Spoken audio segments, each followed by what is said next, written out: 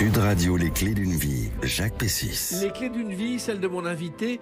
Vous êtes né dans un pays dont l'histoire est très ancienne et c'est la comédie moderne qui vous a permis de grandir professionnellement. Votre parcours qui s'est toujours déroulé sur de bons rails vous conduit aujourd'hui à jouer dans une pièce dont le point de départ est un train, mais où l'on ne sacrifie pas au train-train. Bonjour Isabelle de Botton. Formidable, bonjour. Super drôle. Alors, j'essaye d'être à votre niveau. Donc on parlera tout à l'heure de cette pièce que vous jouez au La Bruyère, qui est une pièce étonnante, tout à fait, qui est tirée d'un film, on en parlera tout à l'heure. Oui. Et puis, on va évoquer votre parcours, c'est le principe des clés d'une vie, à travers des dates clés. D'accord. Et la première que j'ai trouvée, c'est le 9 juin 1978, votre première télé, au Théâtre Ce Soir, dans Boudu sauver des eaux, mise en scène par Jean-Laurent Cochet. Ah oui, au Théâtre Marigny, absolument. Exactement, vous en souvenez ? Absolument, oui, très très bien. Avec Jacques Tizot, avec... Henri Tizot. Pardon, Henri Tizot, évidemment... Jean-Laurent Cochet. Jean-Laurent Cochet. Qu'est-ce qu'il y avait d'autre ? Michel André. Voilà. Ouais. Mais en même temps, c'était du sport, puisque je crois qu'on répétait la pièce en 3 semaines avant de jouer une fois. C'est ça. C'était vraiment, j'avais évidemment regardé les Hauts Théâtres Ce Soir à la télé, donc commencer par ça, je trouvais ça formidable. Oui, en effet, c'était vraiment une époque. J'ai adoré. J'ai été l'assistante de Jean-Laurent Cochet au cours très rapidement, et c'est vrai que je dis qu'il m'a tout appris sur parler juste, sur le sens, sur l'importance des mots, l'importance du texte, qu'on part du texte, le respect de l'auteur, et ce sont des leçons qui m'aident dans tout. Voilà. Et en même temps, c'était un travail de fou, parce que travailler pendant 3 semaines sur le terrain, on apprend vite les choses. On apprend vite, oui. Non, c'est un grand souvenir, un grand plaisir, oui. Puis d'être au Théâtre Marigny. Alors, et à chaque fois, je me dis ça, je me dis le parcours, quoi. C'est-à-dire que je suis née à Alexandrie, en Égypte, et j'étais plutôt destinée à une vie, je dirais, bourgeoise, plutôt protégée, plutôt agréable. Enfin, si je vois la vie de ma mère, voilà, là-bas. Et tout d'un coup, l'exil, le départ, tout ça, mais et il y avait un plaisir que mes parents avaient gardé, c'était d'aller au théâtre. Ouais. Et même en arrivant à Paris, où évidemment les conditions étaient plus du tout les mêmes, ils avaient gardé un abonnement de théâtre, et du coup, quand ils estimaient que la pièce pouvait être vue par une fille de mon âge, ils acceptaient de m'emmener. Par contre, je peux vous dire, un jour, je les entendais rire après avoir vu un spectacle formidable à la Comédie Française, vraiment avec Robert Hirsch, extraordinaire, un Feydeau, et je dis mais moi aussi je vais aller le voir. Ils m'ont dit désolé, non, tu peux pas y aller. À un moment donné, il y a un homme en caleçon sur la scène, et donc ils m'ont interdit d'y aller.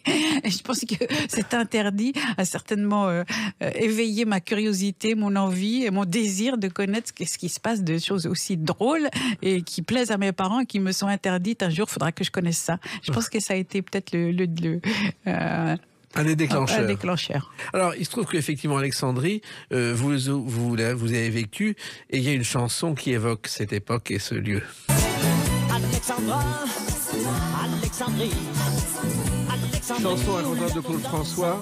Oui. D'ailleurs, c'est l'une de ces dernières, et il m'avait dit, je ne comprends pas bien les paroles de Rodagil, mais ça a l'air très bien, et puis c'est la musique qui m'intéresse. Oui. Et c'est vrai que vous avez vécu 8 ans, je crois, Alexandrie. Oui, absolument. Et c'était le temps du vivre ensemble. Le temps du vivre ensemble, le temps d'un pays cosmopolite, de toutes les cultures, l'acceptation des uns des autres. Évidemment, il y avait des différences sociales. Faut pas rêver, c'était pas comme ça. Un truc idyllique, c'était pas le paradis sur terre, certainement pas. Mais quand même avec la possibilité de s'écouter, de se comprendre, et puis on fêtait toutes les fêtes. On fêtait. Moi, pour Noël, j'avais un petit arbre un petit sapin en plastique dont je dépliais les branches. Avec du coton, je crois. Ma mère mettait du coton dessus, et on disait voilà, c'est la neige. Oui. Ce qui fait que quand je suis arrivée en France et que j'ai vu la neige, j'ai dit mais c'est tout petit. Évidemment, ça ressemblait pas aux boules de coton démaquillant de ma maman. Et puis on fêtait Cham el Nessim, qui est une fête musulmane au printemps, où tout le monde fait un pique-nique sur la plage. Évidemment, moi j'étais d'une famille juive, donc évidemment les fêtes juives aussi. Oui, c'était une époque assez bénie, voilà, jusqu'au moment où mon père a été mis en camp d'internement par Nasser et suite à la crise de canal de Suez et tout ça. Mais bon, bref, voilà. Alors, mais il faut en parler justement. Votre père, je crois qu'à l'époque, il est directeur financier dans une fabrique anglaise de coton. Voilà, dans une boîte d'exportation du coton.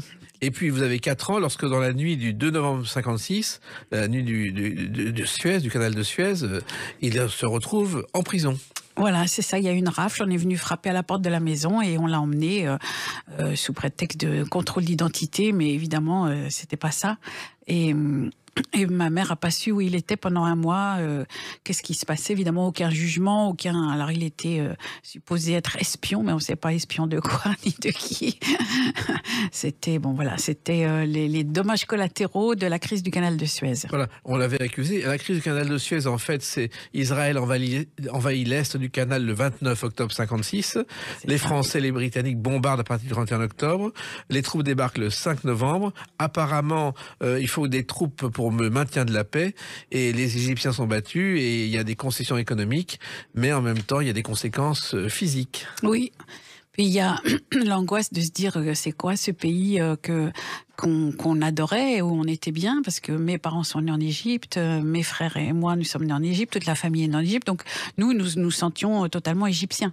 Nous n'étions pas des Français expatriés, voilà, on se sentait complètement égyptien. Et on parlait français. Et on parlait français, mais c'était ça, la culture faisait que les écoles étaient en français, pour beaucoup, en anglais aussi un peu, mais on parlait français. Et ma mère avait fait ses études à Paris, au lycée Victor Duruy, parce que, on va dire que la bourgeoisie envoyait souvent ses enfants faire des études à l'étranger, parce qu'ils estimaient qu'il n'y avait pas assez d'écoles possibles là où ils étaient. Et du coup, c'était plus facile pour nous de venir en France parce que on avait cette culture-là. Mes frères sont allés au lycée français d'Alexandrie, enfin voilà. Et moi. En même temps, vous faites partie de celles et ceux qui se sont retrouvés coincés dans ce pays. Et j'imagine votre angoisse pendant 4 mois. C'est un trou noir pour vous, ces 4 mois où votre père a disparu. Oui, 4 mois... où en plus j'avais donc 4 ans et demi, et pensant me protéger, on ne m'a rien expliqué. Et c'est vrai que c'était l'époque où on ne racontait pas les choses aux enfants. On pensait que voilà, il fallait qu'il reste des enfants et qu'ils jouent dans leur chambre tranquillement. Ouais. Évidemment, on sent que tout le monde pleure, que ma mère pleure, que tout le monde est angoissé, que je vois pas mon père, que voilà, même le domestique qui était chez nous qui dit à ma mère ne me paye pas, c'est pas grave, on va attendre qu'il revienne et tout ça. Donc on comprend bien qu'il se passe quelque chose, même si on comprend pas les tenants, les aboutissants de la politique internationale. Et c'est vrai que quand il est revenu, libéré de tout soupçon. Libéré de tout soupçon, il n'y a aucun ni jugement, ni quoi, ni caisse, hein, c'est juste la libération comme ça. Et je l'ai vu arriver dans le jardin et quelqu'un le soutenait. Et pour un enfant de 4 ans et demi, son père c'est un colosse, il vous prend sur les épaules, il vous fait sauter dans ses bras. Il n'est pas lui soutenu, et j'ai eu l'impression que c'était pas lui. Je l'ai pas reconnu comme mon père, voilà, un papa fort et qui vous protège, et qu'il fallait lui le protéger. Et c'est vrai que ce sont des souvenirs qui m'ont vraiment marqué. Et très vite, votre père a compris qu'il fallait partir. Je crois que votre frère est d'abord parti en Suisse, et vous êtes venu en France ensuite. C'est ça, il s'est dit, il faut dire qu'en 56, on est quand même pas loin de 45, de tout ce qui s'est passé il n'y a pas si longtemps avant. Et donc il s'est dit, je dois sauver le fils aîné de la famille au cas où ça recommence demain, quoi. Il était vraiment dans un état d'angoisse terrible. Donc il a envoyé mon frère aîné, qui avait 14 ans à ce moment-là, en Suisse, en se disant on le rejoindra, on ira, enfin on le retrouvera, mais on sait jamais. Puis moi j'étais trop petite, et mon autre frère, entre nous deux, voilà, ils ont estimé que ne pouvait pas partir non plus tout seul. Mais il a fallu ensuite quelques années pour que vous alliez en France. Donc on a mis 3 ans. Aussi parce que mon père voulait pas laisser sa maman, qui elle voulait pas quitter l'Égypte, qui se sentait pas de vivre en Europe, et voilà, tout un tas d'histoires qui font que on est arrivé en France en 60. Voilà. Et vous en avez fait 2 spectacles de cette histoire.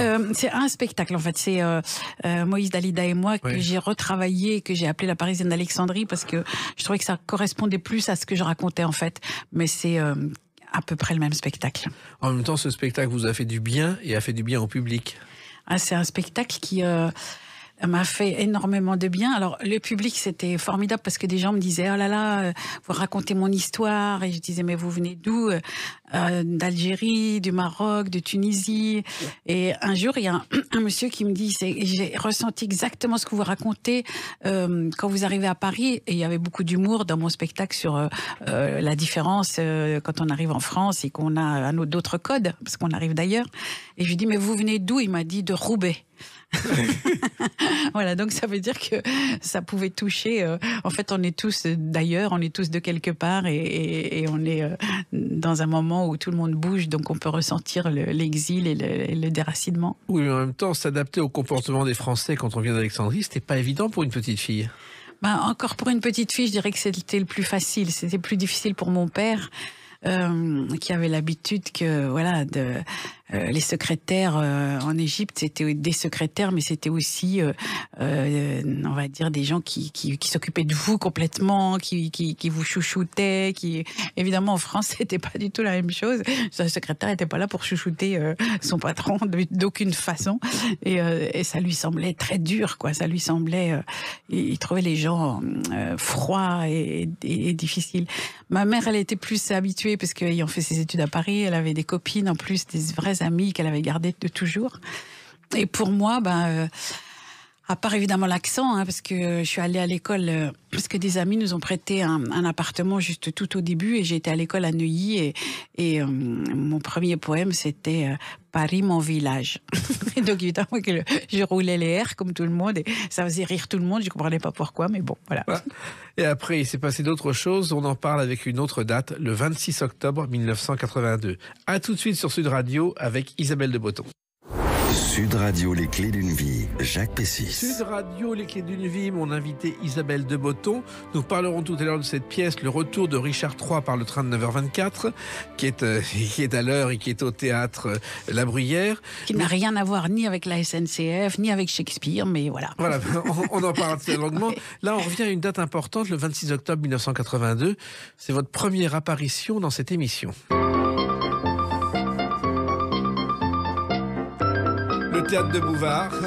Alors, le premier sketch, c'est une religieuse séduite un terroriste dans un avion et vous donnez la réplique à Jean-Hugues Lim. Vous en souvenez? Oui. Oui, ça c'était dans la première émission, mais en fait, on avait fait donc des auditions. Oui. Philippe Bouvard avait convoqué tout un tas de comédiens. Et il nous annonce qu'il va faire une émission où ce sera de l'improvisation. Et il dit, bon, allez hop, moi je pensais avoir rendez-vous juste avec Philippe Bouvard parce que ça m'était arrivé pour un autre spectacle comme ça où il voulait savoir de quoi il retournait. Et voilà. Et là, je pensais que c'était la même chose. Non, finalement, on était une soixantaine, pavillon Gabriel, dans le hall.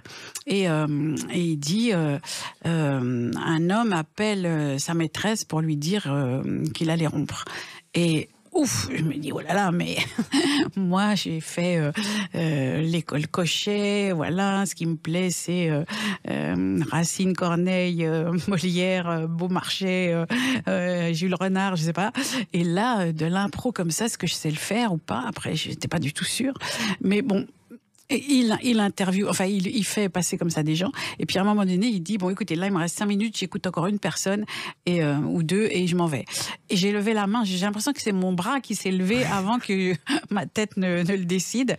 Et il nous a dit, et une autre comédienne, qui après a fait partie des Vampes, lève aussi la main, et il dit, 2 femmes tricotent dans le métro. Bon, d'accord, c'était vaste comme sujet, on pouvait partir où, n'importe où. Et me vient en tête l'image d'un dessin de Chas Adams, qui à l'époque, la famille Adams, c'était pas tellement connu en France, mais ouais, il se trouve que j'avais vu ce bouquin, et il y avait du linge qui pendait comme ça sur un fil, avec une grenouillère de bébé où il y avait 3 jambes. Et je me retourne vers l'autre comédienne et je lui dis, vous avez tricoté 3 jambes? Et elle me regarde. Où est-ce qu'on va avec cette idée-là? Et on commence toutes les deux à faire semblant de tricoter et d'essayer de démarrer là-dessus. Je dis, bah oui, pourquoi pas, on n'aurait pas 3 membres après tout. Et je vois que Philippe rigole, parce qu'évidemment, il a l'esprit coquin. Oui. Et que moi, j'étais, je pense, plus naïve que ça au moment où je l'ai dit. Puis après, évidemment, on s'en rend compte. Donc après, on joue avec ça. Et suite à ça, donc j'ai été prise. Et il m'a dit, bah, quand on va faire l'émission, je redonnerai ce sujet. Mais évidemment, c'était pas avec la même comédienne, donc c'était autre chose et tout. Mais Oui, et après, il tirait au sort et puis il décidait de qui allait jouer quoi. Donc, en effet, ce sketch avec Lim, oui. Et ça a duré 3 ans, je crois. Ouais. Ah oui. En tout cas, deux bonnes années et demie, je pense. Et évidemment, j'ai fait des rencontres. On va en parler, bien sûr. Ouais. Alors, il se trouve que le théâtre, finalement, c'est une passion qui est venue petit à petit, Isabelle de Botton. Parce que vous êtes arrivé chez Jean-Laurent Cochet. Je crois que votre première scène de théâtre, c'est le Lycée Pasteur, une pièce de Feydeau. Absolument.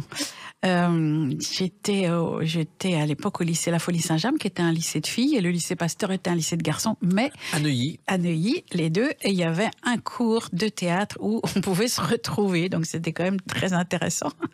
Et me voilà dans ce cours, et pour la fin de l'année, on montait Feu la mère de Madame.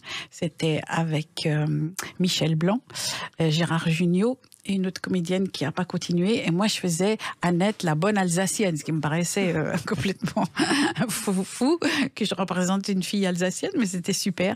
Et j'ai vraiment éprouvé ce que c'était que de faire rire une salle et de sentir comme ça cette vague de chaleur qui revient vers vous, phrase après phrase. Et là, je pense que là, le virus était inoculé. Et même si j'osais pas faire ce métier, que je me disais, c'est un métier de rêve, c'est un métier qui est pas pour moi, c'est un métier qui est pas dans ma famille, qui est pas dans mon environnement. Et évidemment, mes parents étaient absolument contre. Autant ils adoraient aller au théâtre, autant l'idée que leur fille soit comédienne, ça leur allait pas du tout. Quand j'ai dit la première fois à mon père que Jean-Laurent Cochet m'avait engagé, il montait l'opérette Fifi au Bouffe Parisien. Je lui ai dit, je vais jouer là-dedans. Il m'a dit, t'as l'intention de garder mon nom? Et donc, voilà, c'était vraiment pas son truc. Et puis en fait, il a été séduit. Ce spectacle-là ne s'est pas fait, mais d'autres se sont faits. Et puis, il a accepté. Et même après, c'était un fervent admirateur. Il se trouve que Michel Blanc, effectivement, et quelques autres, Thierry Lhermitte, Christian Clavier, ont démarré au lycée Pasteur, ainsi qu'Olivier Lejeune, on a un peu oublié. Oui. On n'imaginait pas à l'époque que ça deviendrait le Splendide. Non, et Béatrice Agenin aussi, bien qui sûr. Était dans le même cours, Frédéric Tirmont. Et oui. Et après le bac, c'est Gérard Jugnot qui est venu me voir en me disant on va faire un spectacle dans un café-théâtre qui s'appelle Le Poteau, qui était rue de la Banque et qui avait la particularité qu'il y avait un poteau au milieu de la scène, donc c'était quand même un peu gênant, mais on a joué autour de ça. Et il m'a demandé si je voulais faire partie du spectacle. J'ai dit avec plaisir. Et c'était donc Thierry Lhermitte, Christian Clavier, Gérard Jugnot et moi. Et bien avant le Splendide, bien avant, oui. Ils ont reconstruit de leurs mains. Et d'ailleurs, vous avez joué aussi, je crois, dans les Bronzés font du ski. Oui. Film culte. Oui, absolument. Et c'est grâce à Gérard qui m'a croisé un jour et qui m'a dit il nous manque une comédienne là, est-ce que tu peux venir et tout. Et je suis allée je me souviens 2 lundis parce que je jouais à ce moment-là au Coupe-Chou, Beaubourg, un spectacle qui s'appelait Raoul, je t'aime. Et je suis allée 2 lundis d'affilée pour faire cette scène où on nous jette le Scrabble dans la neige. Oui, voilà, c'est une scène fabuleuse, une scène mythique. Alors, Jean-Laurent Cochet, vous arrivez dans le cours. Pourquoi avez-vous choisi ce cours et comment êtes-vous arrivé là-dedans, Isabelle de Botton ? Ce cours-là, c'était un des cours célèbres. J'avais rencontré Nicolas Bataille, qui était le créateur du spectacle à la Huchette, à la Cantatrice, le metteur en scène, pas le créateur, le metteur en scène. Et il m'avait dit, si tu veux faire du théâtre, il faut aller vraiment dans un cours, et un des bons cours, c'est Jean-Laurent Cochet. Et je suis arrivée comme ça. Et très rapidement, il m'a demandé d'être son assistante, et c'est vrai que j'ai appris beaucoup de choses en essayant d'aider les autres à préparer les scènes qui allaient passer après devant le maître. Il y avait Odette Laure aussi qui était professeure. Oui. Odette Laure qu'on a connue avec les Francis Blanche, elle chantait Ça tourne par rond dans ma petite tête. Oui, formidable. Une fantaisie totale. D'ailleurs, qui a été engagée aux États-Unis, qui a été repérée pour faire des shows aux États-Unis, mais comme elle ne parlait pas anglais, elle a refusé. Oui. Ah oui, elle était très très marrante, vraiment. Et puis elle avait plein de choses à nous. Voilà, c'était très complémentaire avec ce que nous apprenait Jean-Laurent Cochet. Elle était beaucoup sur le corps aussi, sur le souffle, la respiration et tout ça, la gym et tout. Et c'était en plus une fantaisiste incroyable. Alors, Jean-Laurent Cochet, qui est un fidèle, vous a engagé notamment dans l'Intox, et vous avez joué aux côtés de Jeanne Moreau au théâtre du Palais Royal, je crois. Au Variété. Au Variété. Pendant des mois et des mois. Oui, ça a été 2 saisons en pleine. La première avec Jeanne Moreau et donc Jacques Dufilot. Oui. Et puis la seconde saison, c'est Daniel Darieux qui a remplacé Jeanne Moreau. Et c'était très différent, mais voilà, deux femmes formidables. Jeanne Moreau, c'était vraiment une femme extrêmement affective, extrêmement... c'est une femme sensuelle, c'est une femme dont tout le monde était amoureux au théâtre. Hein. De l'ouvreur au concierge du théâtre à du philo qui la regardait avec des yeux comme ça. Je me souviendrai toujours, on les voyait, on se disait, mais il se passe quelque chose, il se passe quelque chose. Tout le monde était évidemment comme ça, hein, amoureux. Certainement platonique, en tout cas je le crois, ouais. J'en sais rien, oui. Tout. Peu importe. Oui, mais c'était vraiment une femme, elle venait 2 heures avant le début du spectacle, et elle allait voir tout le monde dans les loges et on papotait avec elle, on a échangé plein de bouquins, c'était vraiment voilà, un cœur, cette femme. Moi, je l'ai absolument adorée. Oui, elle était courageuse et quand elle avait des problèmes, elle n'en parlait jamais. Jamais. Et puis alors, vous avez aussi été une pionnière parce que vous avez joué Merci Prévert au Petit Marigny, quelques années seulement après la mort de Jacques Prévert, et à l'époque, il n'était pas aussi culte qu'aujourd'hui, Isabelle de Botton. Oh oui, on avait monté ce spectacle vraiment délicieux et c'est son frère qui était venu, Pierre Prévert, qui avait réalisé des films magnifiques, qui était venu voir en disant c'est exactement dans l'esprit de Jacques et c'est super d'avoir fait ça. On avait juste quelques cubes et tout ça, et c'était en même temps des chansons et en même temps les textes qui sont tellement drôles et tellement c'est tellement inventif, tellement moderne, tellement doux, tellement... Voilà, ah oui, c'est régalé. Il doit sa carrière, Jacques Prévert, à Istanbul, car il faisait son service militaire, et c'est là où il a rencontré Marcel Duhamel, qui est devenu ensuite l'un de ses mentors à Paris. Ah oui, je ne savais pas du tout, merci. Alors, il y a aussi 2 autres rencontres qui ont changé votre vie, mais ça, on va en parler dans quelques instants, avec une autre date, le 21 janvier 1991. À tout de suite sur Sud Radio, avec Isabelle de Botton. Sud Radio, les clés d'une vie, Jacques Pessis. Sud Radio, les clés d'une vie, mon invité Isabelle de Botton. Le retour de Richard III par le train de 9h24 au Théâtre La Bruyère, on en parle dans quelques instants. Mais on revient à une date importante pour vous. C'est le 21 janvier 1991, la première de ce spectacle. Le gros avion. Je ferme la porte à triple tour et je laisse la fenêtre ouverte. C'est comme quand elle dit qu'elle n'aime pas les gros, puis qu'elle s'appelle. Le Gros Avion, spectacle mythique, écrit avec Michel Bernier et Mimi Mati, que vous avez connu au Théâtre de Bouvard. Absolument, absolument. On s'est rencontrés là-bas et ça a été... le premier sketch qu'on a fait comme ça, elles sont venues me dire tu voudrais pas faire un sketch avec nous? On a pensé à faire des majorettes. Alors je dis bah ouais, allez hop, parce qu'en fait chez Bouvard à ce moment-là, c'est comme ça que ça se passait. On écrivait tous les sketchs qu'on jouait, ce qui fait qu'il y a des gens qui sont des formidables comédiens mais qui sont pas venus à cette émission parce que voilà, ils avaient pas l'envie, le goût et la pratique d'écrire. Et puis moi je peux dire que j'ai fait un peu mes gammes comme ça d'écriture, parce que je le savais pas avant, mais bon j'ai essayé puis ça a fonctionné. Et avec Michel et Mimi, on a fait donc ce premier sketch qui s'est appelé Les Majorettes.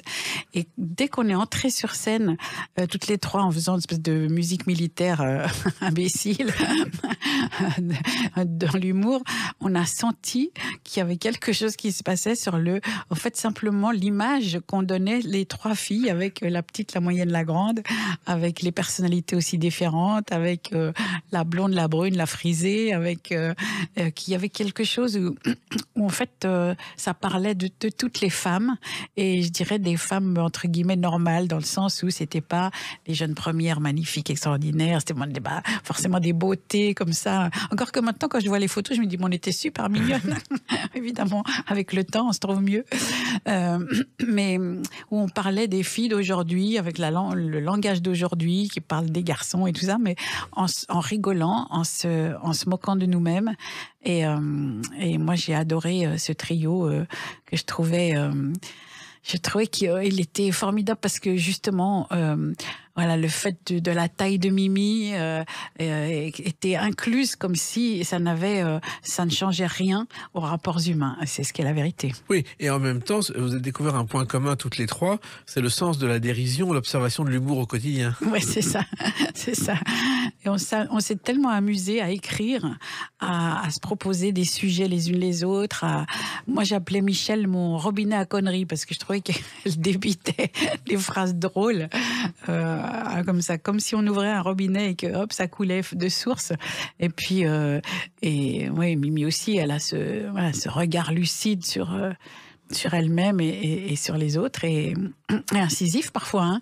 Et moi, je me suis beaucoup amusée avec mes copines. Alors, bien sûr, le théâtre de Bouvard vous a rendu très populaire du jour au lendemain. Oui. On vous reconnaissait dans la rue, Isabelle de Botton. Ah oui, c'était dingue. Alors, en même temps, c'était super drôle, puisque on était très heureuses parce qu'on jouait au théâtre en même temps. On avait, une fois par semaine, on partait en tournée dans toute la France, un groupe que Philippe avait choisi pour aller faire des sketchs comme ça qu'on allait faire en direct, en public, donc sur une scène de théâtre. En même temps, on tournait pour la radio, pour la télévision, pardon. Et c'était un boulot de dingue, hein, parce que c'était... il y avait 1 ou 2 enregistrements dans la semaine. On lui proposait un sujet, on va dire le mardi. Il nous disait oui ou non. On l'écrivait pour le jeudi. Le jeudi, si on lui proposait, on le jouait devant lui le matin. S'il était d'accord, c'était tourné dans l'après-midi. S'il n'était pas d'accord, soit tant pis, il passait à la trappe. Soit il nous disait oui, le début c'est bien, mais la fin c'est pas assez drôle. Ou bien la fin j'aime bien, mais le début faudrait être plus incisif. Donc on recommençait, on retravaillait notre copie. Et c'était un peu comme le dessin de caricature, quoi. C'était vite fait, le crayon vite fait, le trait acerbe, rapide. C'était une école incroyable. C'est comme au Canard enchaîné où le lundi soir tous les dessinateurs arrivent avec leurs dessins et il y en a quelques-uns qui sont pris vers minuit. On Bien attend. sûr, alors, il se trouve que le Gros Navion, c'est né de tout ça. Ça a été un immense succès. Comment est née d'abord l'idée du Gros Navion, Isabelle de Botton? Ouais, on avait fait un premier spectacle qui s'appelait Existe en 3 tailles, qui partait de certains sketchs qu'on avait fait pour l'émission le Théâtre de Bouvard. Et puis on en avait rajouté d'autres, on avait écrit d'autres et enrichi le spectacle. Et après on se disait qu'on avait envie... moi je sais que je disais à mes copines, j'ai envie que ce soit une histoire plutôt que juste des sketchs, parce que c'est très, très sympa. Mais la rapidité, la caricature fait que parfois on n'est pas dans la plus grande finesse forcément, quoi. Il faut aller vite et fort. Et donc on a décidé de réfléchir à une histoire qui pourrait nous amuser toutes les 3 et où chacune aurait sa partie et sa particularité. Et c'est comme ça. Le thème, c'était l'année sabbatique, parce que Oui. on en parlait, mais personne n'en avait parlé au théâtre à l'époque. Oui, je crois que personne n'en parlait. On se disait... partir. Probablement que si on avait envie aussi, nous, de faire un break avec tout ça, ou je sais pas. En tout cas, on s'est beaucoup amusé à l'écrire. On a écrit d'ailleurs presque une pièce qui devait faire 2h30. Au départ, on avait plein d'autres idées. Puis après, on s'est dit, non, mais c'est pas possible. Il va falloir... et on a raccourci, on a concentré les choses et on est arrivé à ce spectacle Gros Navion dont les gens me parlent encore. Hein. Ah oui, ça a été un immense succès à la Michaudière. Oui. On l'a joué plus de 200 fois. Oui, c'est ça.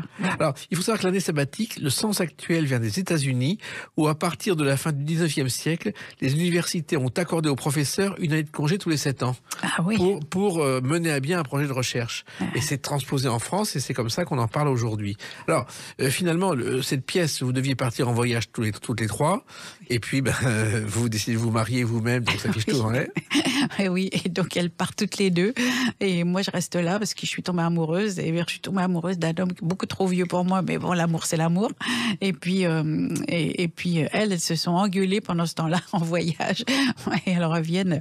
On a beaucoup ri. Elles étaient affublées d'un poncho sud-américain avec un chapeau sur la tête. Et voilà, c'était vraiment l'humour, c'est toujours quand c'est la catastrophe. Donc, bien sûr. Et vous devenez les filles. Pour tout le monde, le Gros Navion, on oublie un peu, on parle des filles. C'est assez curieux. Parce qu'en fait, c'était chez Bouvard qu'on nous appelait les filles.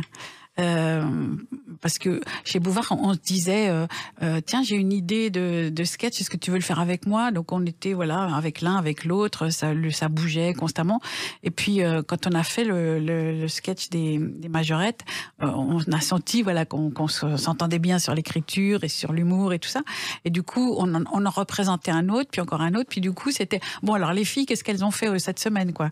Et puis du coup, on s'est appelé les filles quand on se dit il faudrait qu'on ait un nom ou je sais pas quoi. On se dit en fait les filles, quoi. C'est aussi simple que ça. Et les filles, c'est une pièce de Jean Marsan aussi au théâtre ce soir, avec Marthe Mercadier, Jean-Jacques et un jeune garçon adolescent qui débute au théâtre, un certain Patrick Morin, qui deviendra Patrick Devers. Devenu Patrick Devers. Ouais, ça s'appelait Les Filles. Ouais. Alors ça a continué parce que vous avez continué, vous avez même fait 3 filles en cavale à la télévision. Ça aussi, ça a été un événement, Isabelle de Botton. Oui, parce que vraiment on a fait aussi des scores incroyables du genre 9 millions de téléspectateurs et tout ça. Mais il n'y avait pas autant de chaînes qu'aujourd'hui, c'est bien clair. Mais oui, on aime vraiment bien travailler ensemble et on espère en faire encore un. On va voir si ça va marcher ou pas, on n'en sait rien. Oui, mais 3 filles en cavale, justement, il y avait une manifestation d'agriculteurs. On est dans le monde d'aujourd'hui. C'était pas prévu, ça. Oui, on a quand même un peu le sens de l'air du temps. Enfin, on doit capter des choses, même si on n'est pas aussi consciente que ça et c'est pas aussi politique que ça, loin de là. Mais oui. Puis ça nous amuse de nous imaginer dans des univers dans lesquels on n'a pas été. Donc à chaque fois, on cherche un autre univers. Voilà. Alors, il se trouve que vous n'avez plus le temps d'être ensemble toutes les 3, mais ça n'empêche pas l'amitié. Je crois qu'avec Michel Bernier, Isabelle de Botton, vous téléphonez tous les 2 jours. Ah, on est très très en lien. Et vous voyez, demain soir, on dîne toutes les 3 ensemble. Carrément. Voilà. parce que voilà, on a partagé tellement de choses et évidemment qu'on sait quasiment tout de la vie des unes des autres et qu'on a tout suivi, les enfants, les deuils, les chagrins d'amour, les mariages, les moments heureux, les moments malheureux, et que ça, même s'il y a des moments de tension et tout ça qui sont inhérents à chaque groupe, il y a la vie est plus forte que ça, l'amitié est plus forte que ça, et qu'on n'a pas le temps d'être fâchés, quoi. Vivons heureuses. Et c'est à tel point que je crois que dans le film Le Démon de Midi, Michel Bernier vous a donné un rôle. Oui. Gérante de pressing. Oui, c'est ça. oui. Pour l'amitié, pour le fait de faire une apparition. C'est ça. Et finalement, cette amitié, vous avez envie de continuer. Peut-être qu'un jour ou l'autre, il y aura une suite à ces 3 filles. En tout cas, on l'espère, on y travaille, on y pense. D'où des réunions de temps en temps où on se dit allez, on dîne ensemble toutes les 3. Et puis en général, dans ce genre de dîner, après s'être raconté la vie, l'amour, la coiffure, les enfants, on se dit ça c'est trop marrant. Je sais pas si t'as vu ça. Ça pourrait faire un sujet de pièce ou de film et tout. Qu'est-ce que t'en penses et tout. Réfléchissons-y. Et puis ça démarre ou ça démarre pas, mais en tout cas, l'envie de travailler est toujours là. Oui, et puis en plus, les trios de filles comme vous, ça n'existe pas vraiment dans le monde du théâtre ou du cinéma. Pas trop, non, je crois pas. Hein. Non, vous êtes les seuls. Il y avait à une époque Françoise Dorin et Perrette Souplex en duo chez les chansonniers. Oui. Mais ça n'existe pas autrement. C'était pas les filles à papa, là? Les filles à papa. C'est ça. Les filles à papa, René Dorin, Françoise Dorin et Perrette Souplex. Oui. Et en même temps, ça ne vous empêche pas de faire des choses toutes seules. Alors, je crois qu'il y a eu les brèves de comptoir. Oui. Où Gouriot passait chez les journées dans les bars. Il faisait des choses qu'il oubliait le soir même parce qu'il avait trop bu. Il les oubliait pas toutes, il les notait aussi au moment. Il y a eu le garde du corps de François Leterrier, vous avez joué aussi. Ça, c'est un souvenir aussi important pour vous, Isabelle de Botton. C'était une petite chose, c'est vrai que au cinéma, j'ai fait que des toutes petites apparitions. C'est comme ça, c'est la vie. Mais oui, il y a eu ça. Il y a eu Merci la vie. Et Merci la vie. C'est aussi, tourné avec Bertrand Blier, c'était pas si mal que ça. C'était bien, c'était super. Formidable. Mais c'est une autre image de vous. Oui, et puis... Voilà, je crois que le fait d'être beaucoup au théâtre fait que souvent on pense pas à vous. C'est encore on est encore en France avec les catégories et les cases. Et le théâtre privé c'est ça, le théâtre public c'est autre chose, et le cinéma c'est ça, et ça. Mais bon voilà, moi j'ai en plus à tort ou à raison, je me suis un peu laissée porter par la chance. Parce que je me disais, c'est déjà tellement bien d'être choisie pour ça ou pour ça. J'ai déjà tellement de chance que j'étais pas, peut-être pas assez accrochée pour me dire, il faudrait que je fasse ci, que j'invite un tel et que je vois tel machin ou que je demande à tel réalisateur. Donc voilà, quand les choses se produisent et se passent, je suis enchantée, ravie. Et puis sinon, j'écris, donc ce qui fait que je me dis, je vais me faire du travail. Oui, et puis vous aimez travailler et c'est votre tempérament de vivre comme ça. Oui. Bon. Et résultat, ça marche pas si mal que ça. On en parle avec une autre date très récente, le 13 janvier 2023. À tout de suite sur Sud Radio avec Isabelle de Botton. Sud Radio, les clés d'une vie, Jacques Pessis. Sud Radio, les clés d'une vie, mon invité Isabelle de Botton. On a parlé de vos débuts, de votre arrivée à Paris après Alexandrie, du théâtre de Bouvard, des filles. Et puis, depuis le 13 janvier 2023, vous êtes dans une pièce au titre surprenant, Le retour de Richard III par le train de 1h24. Effectivement, rien à voir avec les grèves de la SNCF. Rien à voir. C'est vraiment une comédie où je me régale à jouer. Je pense que les gens vraiment se régale dans la salle parce qu'on entend bien les rires et on entend bien les réactions. C'est l'histoire d'un homme qui finalement n'est pas très recommandable puisqu'il est c'est un homme qui n'a pas aidé, qui ne s'est pas occupé de sa mère quand elle était âgée, qui a trompé sa femme bien sûr, qui n'a pas soutenu ses enfants et la totale quoi. Voilà, vraiment. Et puis il est condamné par la médecine et il se dit qu'avant de faire le voyage vers on ne sait pas où exactement, il aurait voulu se réconcilier avec les membres de sa famille. Mais sa famille, ils sont tous morts dans un accident d'avion. Ce qui fait que il décide, il a cette idée complètement dingue d'engager des comédiens pour jouer sa famille, en leur demandant donc de lui faire les reproches qu'il pensait que ses enfants, sa famille, sa femme, etc., sa sœur, lui feraient. Et bon, c'est une idée un peu bizarre, un peu farfelue, mais en fait, ces comédiens-là font de leur mieux, mais en même temps, ils ne sont que des comédiens avec les qualités et les défauts des comédiens, c'est-à-dire l'égocentrisme, l'envie de chacun prendre le rôle de l'autre, l'envie d'en faire plus, d'en faire trop, et puis d'imaginer ce qu'ils ont envie d'imaginer, ce qui n'est pas du tout la vie de cet homme qui donc se révolte parce que ils lui font des reproches mais qui n'ont rien à voir avec vraiment sa vie. Et après, il y a une résolution, mais que je ne vous raconterai pas. Surtout pas. Voilà. Mais qui est très belle. Dans cette pièce, vous êtes une comédienne, paradoxalement. C'est ça. C'est double rôle. Voilà. À part donc Hervé Dubourjal qui joue cet homme, tous les autres, nous sommes des comédiens engagés pour jouer des membres de sa famille. Donc on a le côté, quand on joue le jeu des personnages qu'il nous a indiqués, parce qu'il nous a fait des fiches à chacun, et en même temps, nous sommes les comédiens avec nos histoires d'amour ou pas, nos histoires familiales, ou nos blessures, nos dingueries, nos défauts. Et c'est vraiment très marrant. Et Éric Bu a fait une mise en scène extrêmement ludique, extrêmement joyeuse. Il a rajouté un personnage qui n'était pas écrit au départ. La pièce a été écrite par Gilles Dirac, qui est un auteur qui a déjà fait de très beaux succès, dont Venise sous la neige, La touche étoile, etc. Et vraiment, la mayonnaise prend entre la mise en scène d'Éric Bu, le travail de Gilles Dirac, et nous qui, quand même, nous amusons à jouer ces personnages qu'on connaît, en fait. On en connaît tous des comédiens comme nous. Voilà. Mais effectivement, une comédienne qui joue une comédienne, c'est pas si facile que ça, Isabelle de Botton.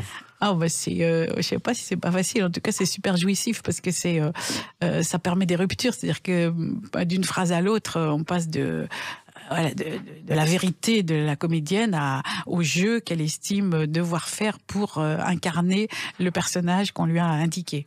Et comme vous dites, tous les genres de comédiens sont présents. Il y a celui qui a des névroses, il y a celui qui donne des leçons, il y a celui qui intellectualise tout. Enfin, c'est très varié dans les comédiens. Oui, absolument. Et vous en avez croisé beaucoup des comme ça? Ah bon, on en croise. Il y en a qui, quand ils viennent voir le spectacle, ils disent « Ah, c'était exactement un tel ou un tel dans tel rôle. » Donc, ils nous citent des noms que je ne citerai pas. Donc, c'est assez marrant de voir ça. Et moi, mon rôle, je le trouve très touchant parce que c'est une comédienne qui est un peu sur la fin de son métier et qui n'a plus que des engagements. Elle va dans les maisons de retraite, les hôpitaux, donc en même temps très touchante et en même temps un peu plaintive, un peu voilà, et on en connaît des comme ça. Oui. Est-ce que vous avez pris des modèles pour jouer ce rôle? Vous avez enquêté ou vous l'avez joué instinctivement, Isabelle de Botton? Moi, je crois que c'est plutôt instinctivement. Je pars plutôt de moi. Moi, dans cette situation, je ferais quoi? Je dirais quoi? Donc, et puis, on y met tous de soi, quoi. Quand on joue, il y a en même temps le personnage qu'on s'imagine, mais il y a aussi, on lui prête sa voix, son corps, sa démarche, et donc finalement, il devient nous, quoi. Dans cette pièce, on comprend que les comédiens ou les comédiennes sont de grands enfants. Oui, oui, ils sont vraiment particulièrement égocentriques.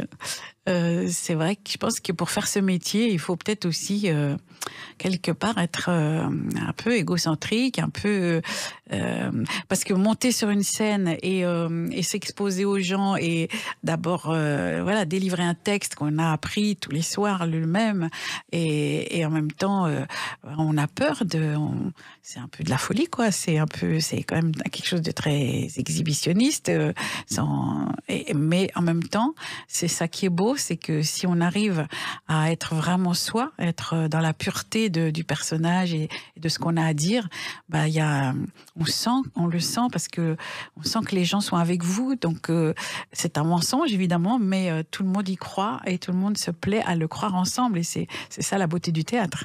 Oui, et en même temps, vous n'avez pas de clan, vous avez vos copines, les filles, mais sinon, à l'inverse de beaucoup d'autres, vous n'êtes pas obligé, et vous le disiez par rapport au cinéma, d'être dans un clan, Isabelle de Botton.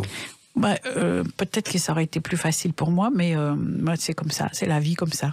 Et puis j'aime bien la variété, j'aime bien passer d'un registre à l'autre, aller vers des choses plus dramatiques, comme quand j'ai joué La famille Ortiz, mise en scène par Jean-Philippe Daguerre. C'est très différent, ça. Voilà, c'est très différent. Là, c'est plus nettement de la comédie, mais pas que. Donc, c'est ça qui est bien.